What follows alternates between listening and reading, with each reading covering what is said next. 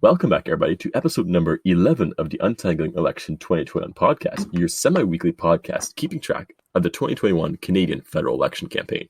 9 minutes ago tonight, exactly from the time we're recording this, the English language federal debate just wrapped up. And we're going to do a quick reaction episode. We're going to be discussing what the hell happened tonight, how has it changed our opinions of the election, and who do we think won this debate.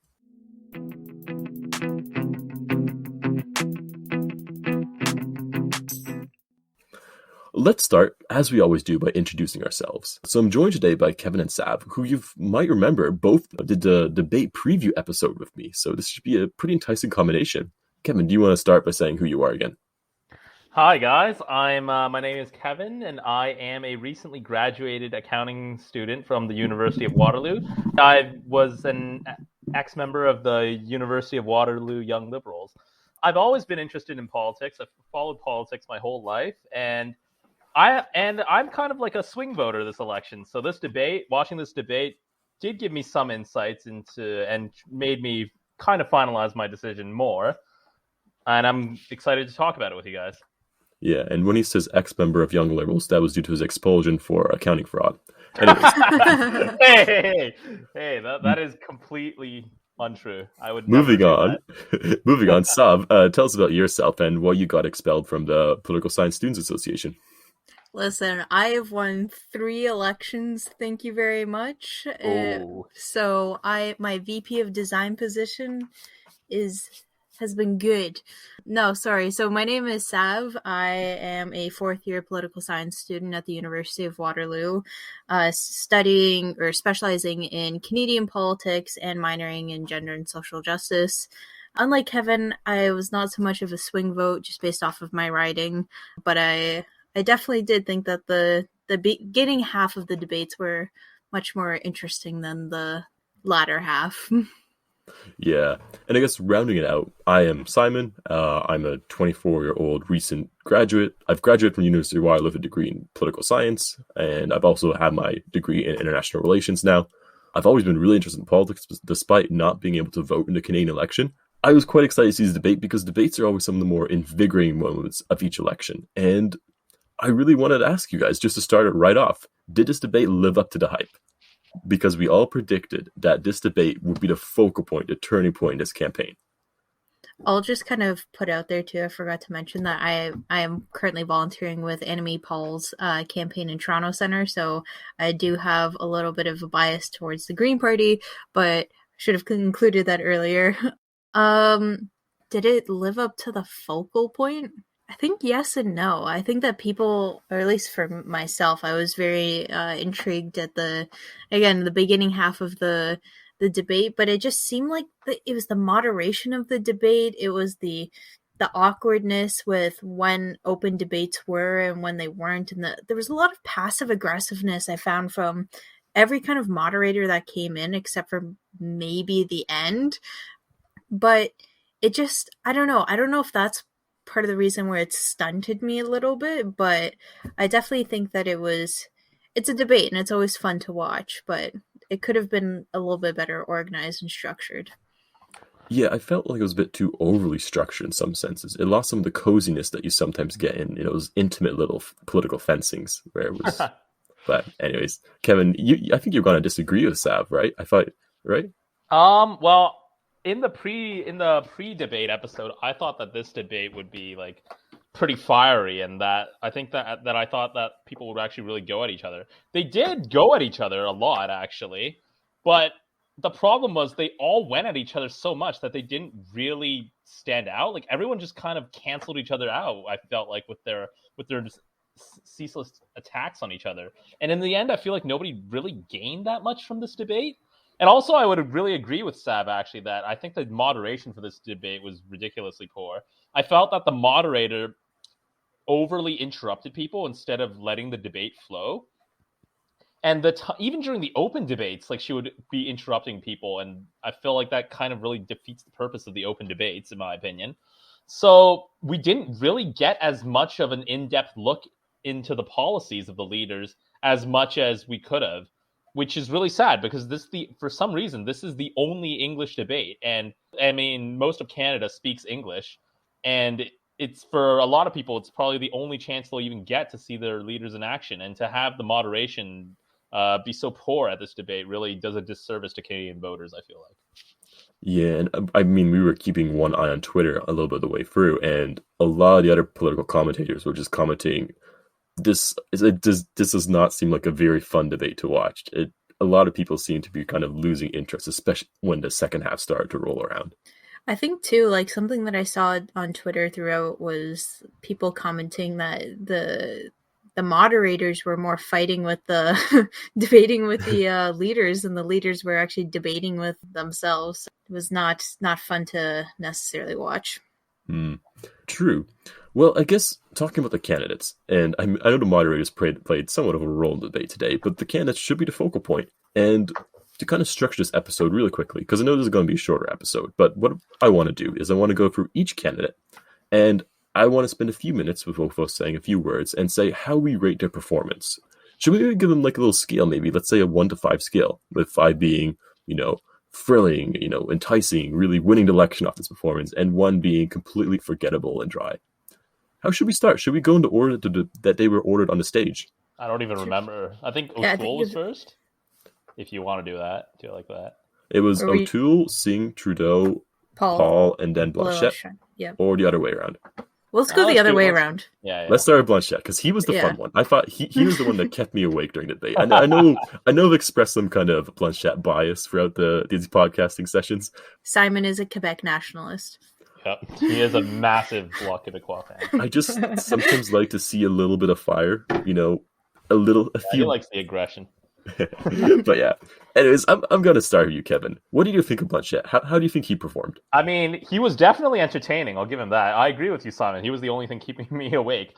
But as for the actual debate performance, I'll be honest, I actually don't think he did that well. I would rate him maybe between a 1.5 and a 2. I really did not think he conducted himself very well at all. Although, to be fair, I'm not from Quebec, and I might be biased in what I think about him. But I thought, especially with some of his answers, just relating everything back to Quebec, it didn't really sit well with me as a voter, especially with some of the Indigenous issues. Instead of talking about the Indigenous people's issues, of which obviously there are a lot in this country, he kept rerouting everything back to Quebec. And then he also had some sort of I don't know how to say this, inferiority complex, where he kept comparing Quebecer standards to everyone else's standards and trying to make a point that all of Canada is looking down on Quebec, which I really don't think is the case. So for me, his performance, he didn't really sell me at all on what his point was. Although then again, I have to reiterate that none of us are Quebecers, and maybe this is really how Quebecers think. So it's kind of hard to judge his performance, but for me, I don't think he did very well. Any thoughts as well, Sav? Because I know he made some really interesting claims and exchanges with Paul, which I hope you would comment on.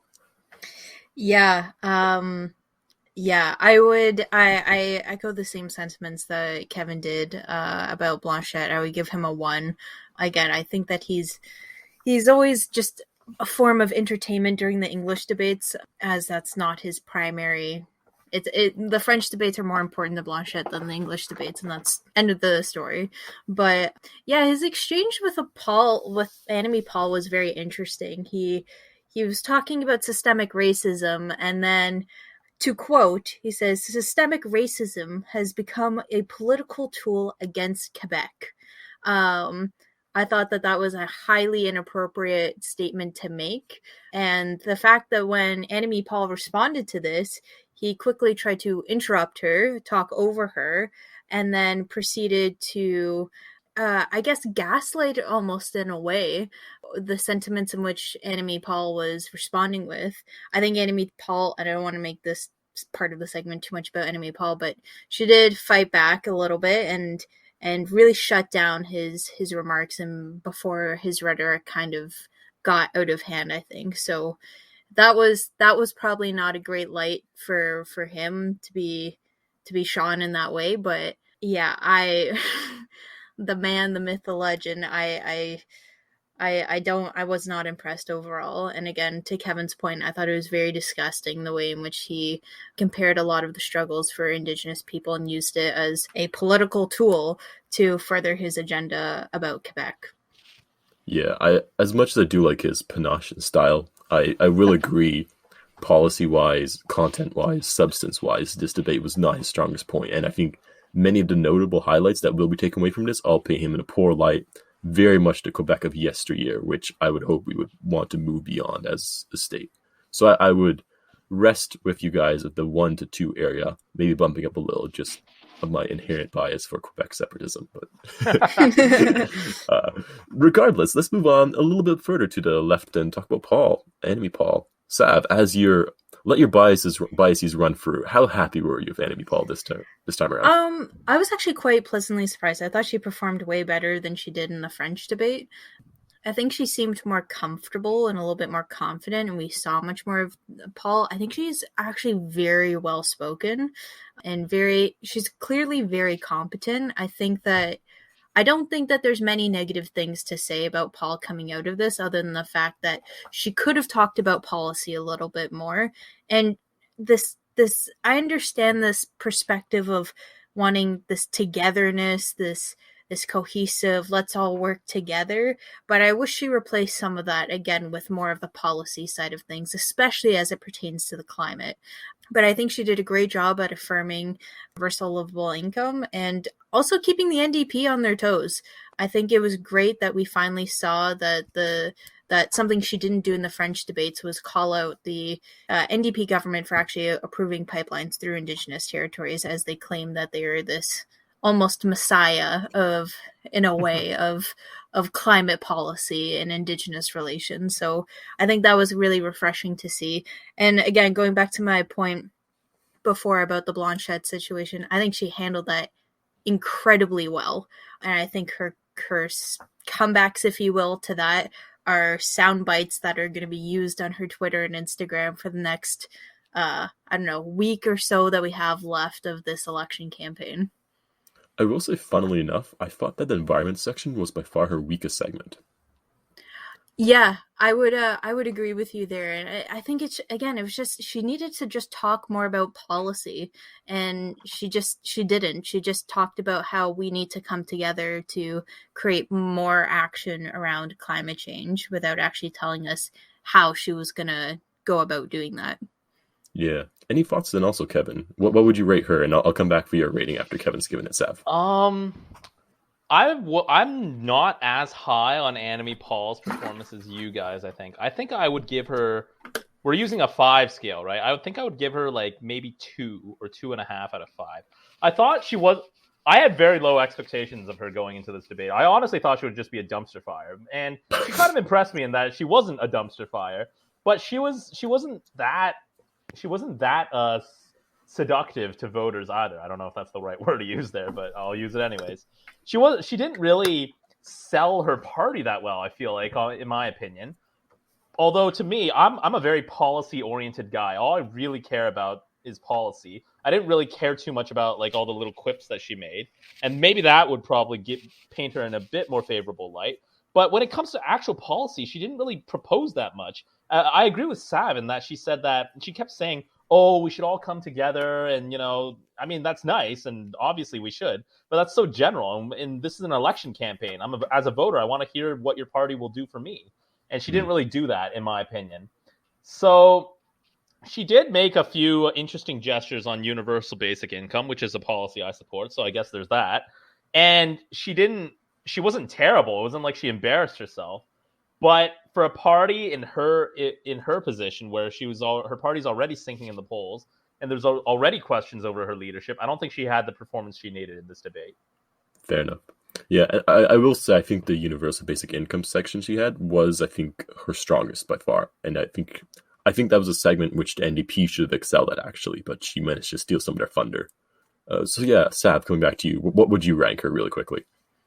It's interesting. I would actually rank Anime somewhere between 3 and 3.5. I don't know if I entirely agree with Kevin's position on the fact of, the outing that she had based off of the last few months of her campaign. Let's be honest, right? Call it spade to spade. The Green Party's been a shit show. There's no disputing that at all. But she came in and she did what she needed to do. She established herself as a leader of the party. She established that she is cool, calm, and collected, and that she will fight back when she needs to in a very calm manner, and in a manner that really showcases her poise. So I don't know what else she could have necessarily really done, again, except for speak more about the intricate parts of her policy. But I was very happy, especially after watching the French debate yesterday, where I wasn't necessarily as enthused by her performance. I thought that she really stepped up, so I'd give her a 3.5. Yeah, I'm gonna take the cheap way out. I think I'll give her 2.75 to 3 or something, because I know, but basically, I think Sav, you are winning me over, because I expected to come in here and have my opinion probably be shifted a little downwards of her, given the French debate. But I think anything I take away from this debate will probably reflect positively on her, and I think that's good for somebody whose better election will probably be in years to come than the year that is right now. Well, I guess I didn't really watch the French debate, but I heard she wasn't that great in the French debate. So maybe my perception of her is a bit different then. Yeah. And I think we should just move on to, I guess, the next person, the one in the middle, the prime minister of the moment, Justin Trudeau. How do we think he did? Ooh, this is gonna be a hard one, because I really wanted Trudeau to win me over this time. Like, if for previous listeners of the podcast, like they should know that I used to be a liberal voter in the previous elections I voted, and I really wanted the Liberals to actually win me over this time. But I'll be honest, I didn't think Trudeau did very well this debate. I thought he was. I'll be generous and give him around a 2.5 out of 5.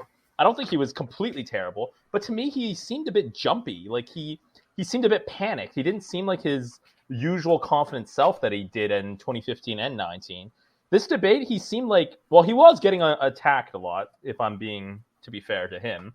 And a lot of the times he did have the most time to speak during the debate, but a lot of the time he used to defend himself from attacks, not that much time to actually elucidate on his policies. I don't know, but he didn't really seem that confident or prime ministerial to me, and some of his answers were kind of weak.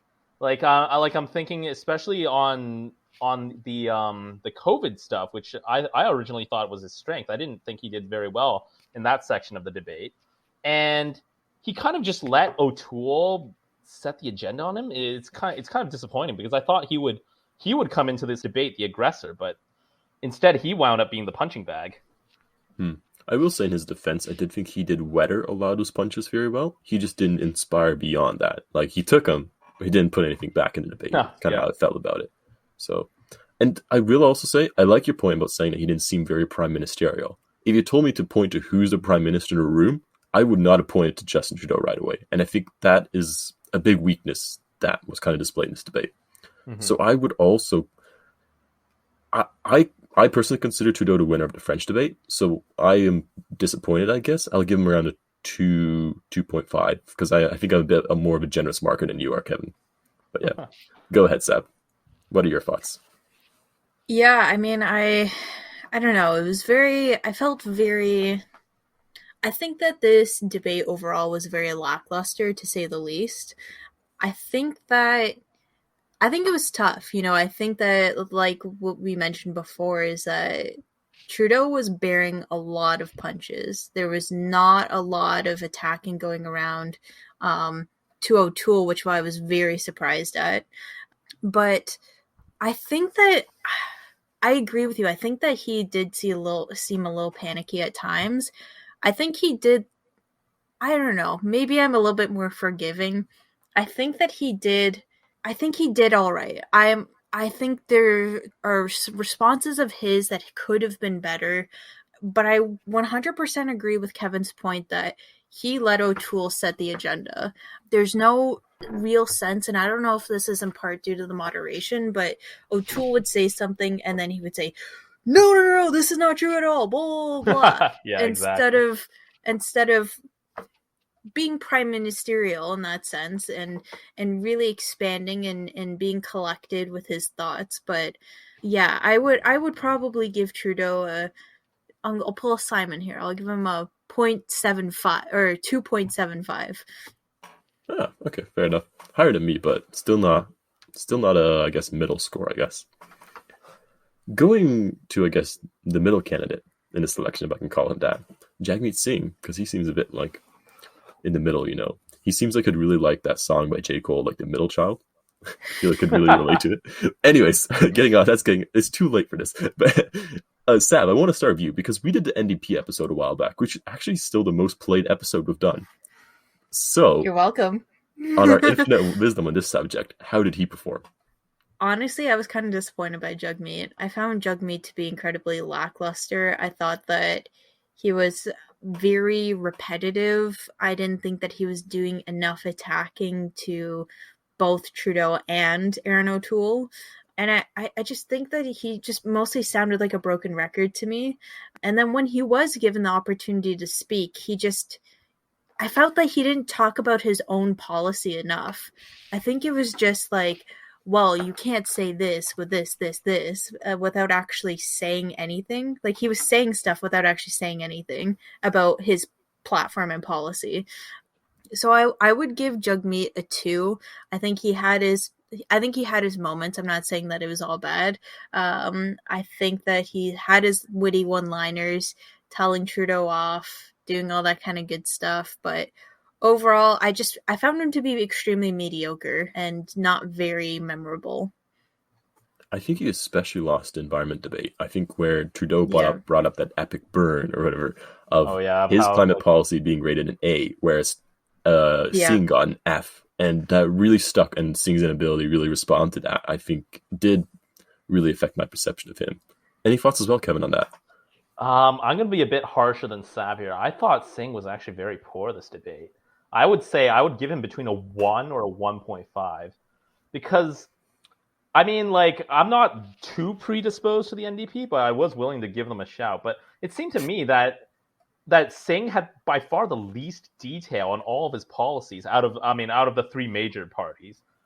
And every single policy, it just seemed like he would say the same thing. He would just be like, "Oh, we're just going to increase funding on this, and to pay for that, we're just going to tax the rich, and that's all we're going to do." And that didn't really seem very appealing. Like, I mean, it might be appealing to some in the left-wing populist crowd, but in order to win an election, you need more than just the left wing to vote for you. And for anyone who isn't in the left wing, it's kind of like what are you doing? It sounds like a fairy tale. And honestly, he didn't really spend a lot of time on his policies. He spent a lot of time attacking Trudeau, and I feel like a lot of those attacks backfired, especially though the aforementioned environment attack that he tried doing with Trudeau. It really made him look bad. It made him look worse than Trudeau. And also, I would say for the who's more progressive, the exchange that he had with Annamie Paul near the end, I honestly think he didn't sound very confident in that exchange either. Annamie Paul pretty much got him to admit that he kind of forgot about the Green Party, which I found quite amusing.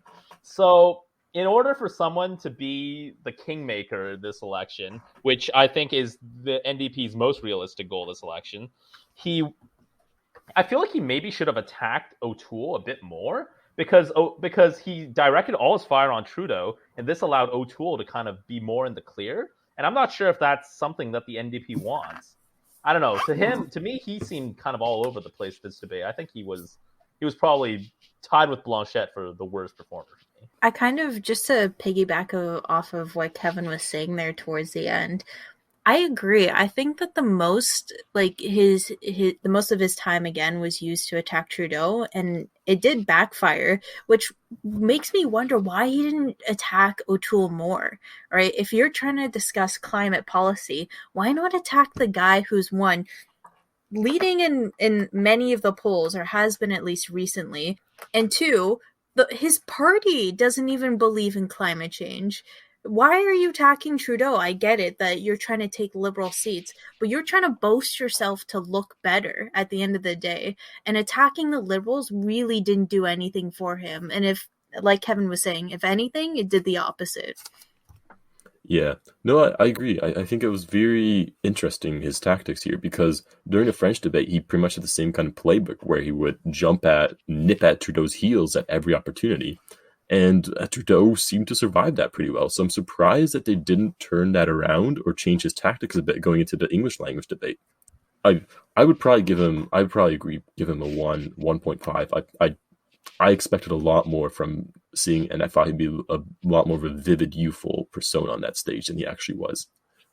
And I guess to divert a bit before we talk to O'Toole, I also wanted to note that so in a lot of previous debates and a lot of previous stuff, we often see the Canadian population being divided into rural or urban or middle class or upper class or poor, or lower class. And we didn't see much of that rhetoric. So it was really interesting to see to think about where their messaging was even targeted at, because it felt like most of the statements the politicians were making were just blanket statements targeted at a void. I felt like there was a bit of a loss of connection with the audience. So maybe it's because there wasn't a live audience present. Maybe it's some other reason. Maybe the quarantine is affecting us all. But I guess I just lacked some of the intimacy. But I don't know. Going over to our final contender, Aaron O'Toole. I'm interested to see what you guys thought about his performance. All right. I guess I have a bit of a controversial opinion on O'Toole. I thought he was actually the clear winner of this debate. I would give him between like a 3.5 and a 4 on his debate performance here. I thought he was very effective in making himself seem like the centrist candidate. And he actually did. I feel like he actually did get a lot of his policy ideas out there, obviously in like kind of a condensed format because of the awful way this debate was structured. But he got a lot of his ideas out there. He did attack Trudeau sometimes, but it didn't seem like he was just spending all his time attacking Trudeau like Scheer did in 2019, which kind of backfired on him. He actually seemed like a guy with ideas, and he seemed like he was very composed. He was more prime ministerial than Trudeau. Like whenever you question Trudeau would get all jumpy. Whereas whenever people questioned him, he at least calmly responded. So for me, as someone who's like leaning between liberal and conservative right now, it seemed to put me more in his camp because he seemed like someone who at least appeared centrist and at least appeared trying to modernize the Conservative Party more in his direction. Any thoughts, Sav? Do you agree with this assessment? Because it is an interesting one. I personally didn't take away too many focal points from I don't think I have many one-liners stuck in my head from O'Toole's performance, but then again, I don't have many negative thoughts either, so I'm going to wait to hear what you've said, Sav, before making up an opinion.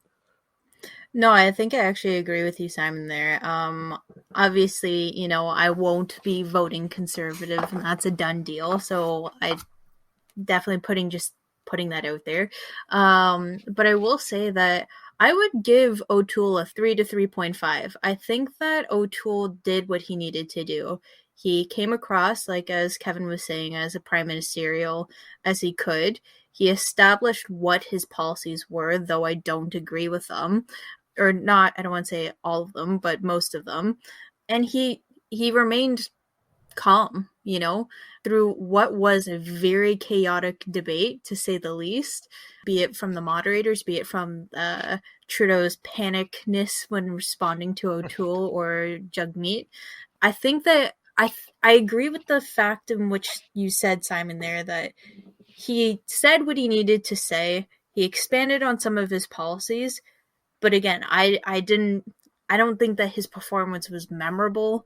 I didn't think that there was anything that I would take out of this debate going, oh yes, O'Toole is saying X, Y, and Z and blah, blah, blah, blah. I think it's just much of the same that we've seen from O'Toole during this election campaign. And it's working for him. So I guess he's doing something right. But overall, yes, I would definitely say that if I had to pick a winner of the debate, I would pick O'Toole. But again, that doesn't mean I agree with his ideas or his explanation of policy. Yeah, it feels very much like a best the worst kind of scenario, right? Definitely. Yeah. Yeah. Because I know he felt like he played a very much like traditional conservative approach to debate while espousing a bit more like liberalized ideas. But yeah, I guess I'd agree. I think he'd be, I don't know. From this debate, I'm not going to remember O'Toole, though. That's why I struggle giving him a high score. I will remember Blanchet and his attacks and like maybe his failures a lot more than O'Toole doing anything. He didn't create any moments. And I think part of creating some momentum during the debate is being able to create moments. Like the main takeaway from, I think, from the French language debate was Trudeau's "I'm a Quebecer too" kind of defense. And I think that's really going to stick with the Quebec people, if I can make that hypothesis. And O'Toole couldn't bring up a similar moment during this debate where he could make that kind of statement. But we'll see what happens. Just to kind of add on there, I think that one of the things that O'Toole did great, and Kevin mentions this as well, is that he came off as a centrist through and through.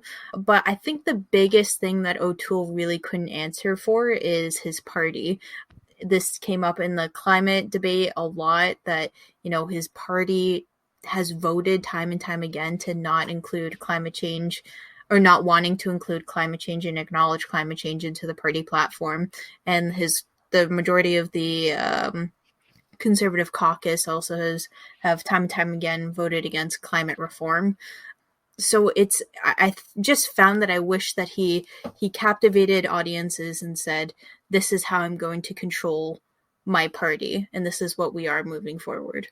Yeah, because I remember he did release earlier like a Twitter statement saying that he's going to control him very firmly, and I didn't really see that kind of same rhetoric being expressed in the debates. But anyways, I guess so. Our final standings are as follows. I think O'Toole took the crown narrowly, but I think he only got an average score of 3 out of 5, which is very telling.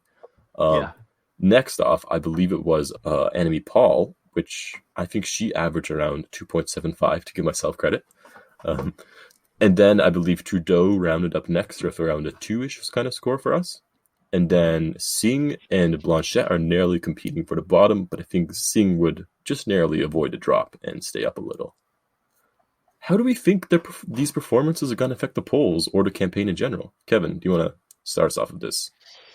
Man, I actually, like, this is going to sound kind of weird because I don't think Trudeau did very well. But the thing is, like, Trudeau needs to siphon votes, I feel like, from the Bloc Québécois and from the NDP. And both the Bloc Québécois and the NDP did even poorer than him this debate.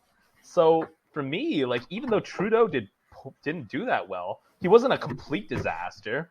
And maybe he could even siphon off a bit more votes from the two leaders that did poorer than him. So in an odd way, he might actually benefit from this debate.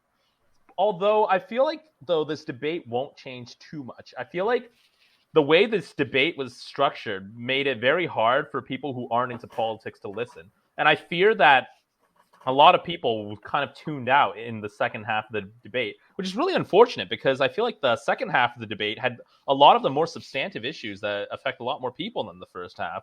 So that's kind of unfortunate for me. But I don't know. I feel like this debate won't have too much of an effect on the polls, which I did not predict, but I did not think that this debate would be so poorly structured and formatted either. And that's kind of the primary reason why. How would you rate yourself as a predictor, Kevin?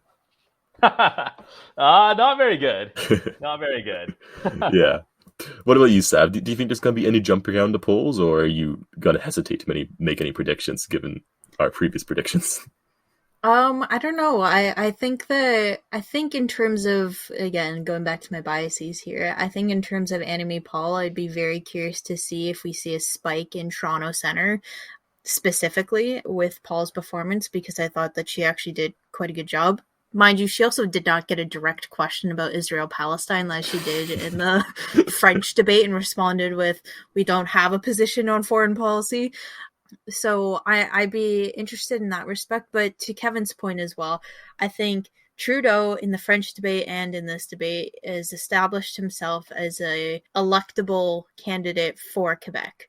And I think we'll see that slightly pour into Atlantic Canada. Obviously, New Brunswick has very close cultural and linguistical ties to Quebec. So I think that maybe it has benefited him in Atlantic and Eastern Canada. Again, to Kevin's point, he did a better job than Jagmeet. So we'll see if that has any repercussions in BC. But O'Toole, if you were just watching the first 20 minutes of the debate, you could see, and nothing else, I think that people who were on the edge about voting Liberal or voting Conservative would probably vote Conservative just based off of that. Fair enough.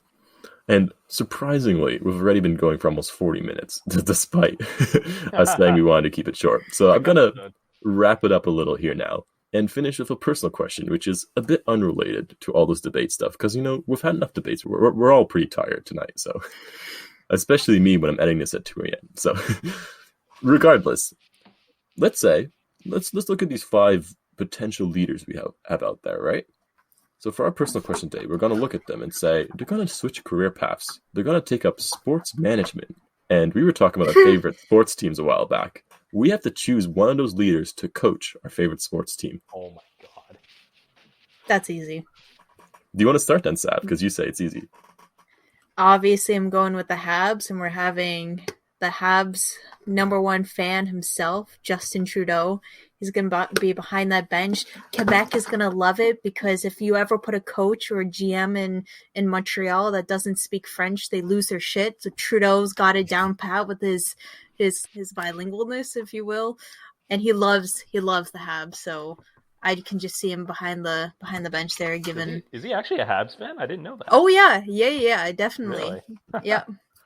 I think that seems about on par for him. What about you, Kevin?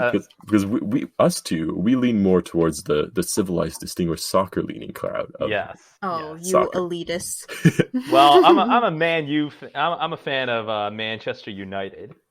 I would say that I would honestly want Yves-Francois Blanchet to manage Man United. That was going to be my call for Chelsea. I'm also. I stole your thunder, buddy. Because, Blanchet, in this debate, he seemed really combative. He seemed like a hard ass. And honestly, with the way Man U is playing these days, I think we need a hard ass. I like Ole, and he's a great guy, but he seems a bit too nice. And he seems to not be able to take us the extra mile to actually win some stuff, And in order to do that, we need someone who can pummel this team into shape, maybe by yelling at them a bit, like maybe promote some Quebec nationalism. There's actually a lot of French players, at Man United. Like, maybe he could get the best out of Paul Pogba with that French connection. You never know. So that would be my pick. Pogba would hear Blanchet's Quebecois French and just dismiss him instantly. Oh, yeah, that's true. The French people don't like the Quebecois, don't do they? Yeah. That was going to be my choice for Chelsea because, from my logic, Chelsea goes through managers every, half year or so. And Blanchet seems like a guy who could really, come and make an immediate impact and then kind of flame out a little over the while. So it gives them an excuse to fire him. As if you guys need one. We'll see how we do. But I think that just no about way Tuchel's at Chelsea by the end of this year. I'm calling it right now. Okay. This is going to be a little tangent. I might even keep this in. I did this other podcast a while back, or on 2020, where we did predictions for the upcoming year in international relations. And I was doing some friends from England who are studying with the Netherlands. And one of them randomly shouted out that he predicted Frank Lampard was going to be the first Premier League manager to be fired in the new year, which turned out to be true. Right. Yeah, so I have a really scary track record of predicting managers getting fired correct. But regardless, I think that just about brings us to a close for tonight. I hope you guys enjoyed. I hope we all enjoyed the debates or enjoyed staying awake for them, which, is always the nice challenge. But I hope we've enjoyed it. And I hope the next few days are also really exciting with the campaign. I really want to see what the fallout is and really what the narrative is that we take away from these debates. And I hope we've maybe influenced that a little bit, So yeah, thanks for taking the time of your busy nights to come on and visit me here. If you liked, please like and subscribe. I really appreciate it. Get those views up, get those listens up, share with your friends and family. And yeah, I guess our next episode is also going to be with you, Sav, I think. You're really dominating. We're going to do you want to explain what we're doing, Sav, next? This is my podcast now. Yeah, so we're actually going to be doing a really cool, fun podcast. It'll officially be between the UW Political Science Student Association and Mr. Simon himself, who was the former president of the PSSA. But basically what we're going to be doing is a quick rundown of Election 101. So it's going to be primarily a resource for students to use if you're a first-time voter or just wanting to know more about the political process. So how to vote, what are mail-in ballots, what is advanced polling, what is strategic voting, how to go through a party platform, and all those kind of very important topics that I think a lot of Canadians actually don't necessarily know. So it is a resource for you guys to use, and check that out when it comes out. Yeah, because I guess maybe we cater a bit more to the politically informed crowd, given we do, I don't know, maybe we just talk fun stuff. But if you are not as informed or you want to share this resource with people, I think this might be a great thing to use and, just get out, even if you're not a U Waterloo student or a first time voter. But yeah, For sure. look forward to that. That should be releasing Saturday or Sunday night. So we'll see if I'm still if I still have energy left. But regardless, I hope you guys are all enjoying and keep watching, keep listening. And yeah, see you guys later. Bye. Bye. Bye.